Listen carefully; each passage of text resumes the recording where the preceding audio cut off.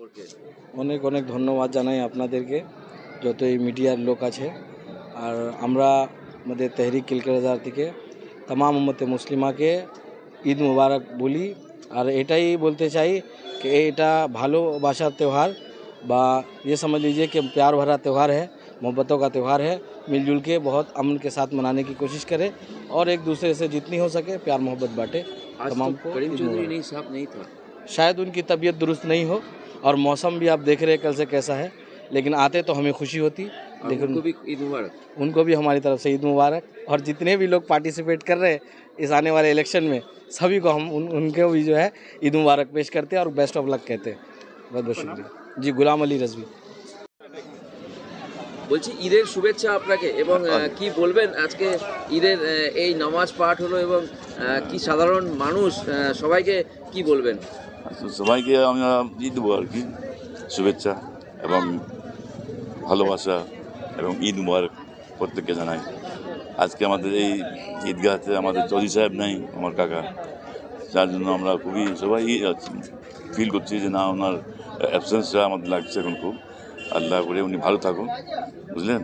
আর ইসলামপুরের বাসিন্দা আমাদের তরফ থেকে ঈদ মুবারক প্রত্যেককে। কি নাম আপনার? আমার নাম ডক্টর আজিজ চৌধুরী। কি বলবেন সাধারণ মানুষকে এবং আল্লাহর কাছে এবং ভগবানের কাছে কি চাইলেন যদি একটু বলেন? সর্বপ্রথমে এই ঈদগাহর যে মুতাবল্লি আমাদের জনাব আব্দুল করিম চৌধুরী সাহেব, উনি আজকে অনুপস্থিত রয়েছেন কোনো কারণে। এই ঈদগাহে যারা নামাজ পড়লেন তাদের সবার পক্ষ থেকে আগে উনাকে ঈদ মুবারক, আর পুরো ইসলামপুরবাসীকে ঈদ মুবারক। সবাই খুব ভালোভাবে ঈদ পালন করুন, মিষ্টি মুখ করুন। আর যারা আর কি ইয়াং জেনারেশন, তাদের কাছে এই বার্তা দিব যে তারা আজকে বাইক বা যেটা গাড়ি চালায় তাহলে সেফ ড্রাইভ সেভ লাইফ এই জিনিসটা পালন করুন। কারণ প্রাণ যে আছে মানুষের, ওটা অনেক মহত্বপূর্ণ জিনিস, সেটাকে বাঁচিয়ে রাখতে হবে। আর খুশির সঙ্গে সবাই ঈদ পালন করুন। হ্যাঁ, ভোটে শান্তি থাকুক, কিন্তু আজকে ভোটের কোনো আলোচনা হবে না। আজকে ঈদের দিন পুরো ইসলামপুরবাসী খুশিতে, হিন্দু মুসলমান শিখ ইসাই সবাই মিলে ঈদ পালন করুন। সবাই একে অপরের বাড়ি যান, গলা মিলিয়ে সবাই ঈদ পালন করুন। কি বলবেন সাধারণ মানুষকে এবং প্রথমত সমস্ত মিডিয়াকে আপনাদেরকে এই খুশি যে অনেক অনেক ঈদ মোবারক দিচ্ছি এবং গোটা আমাদের ইসলামপুর এবং উত্তর দিনাজপুরের সমস্ত ধর্মের মানুষ মুসলমান এই ঈদের খুশিতে সবাইকে অনেক অনেক অভিনন্দন এবং ঈদ মোবারক জানাচ্ছি। আজকে জানেন আপনারা যে খুশির দিন, এটা কি মুসলমান ধর্মের একটা যে এক মাসের যে ইবাদত সারাদিন রোজা রেখে সন্ধ্যা সময় যে তারা ইফতারি করে পুরোপুরি এক মাস এটা পালন করলো।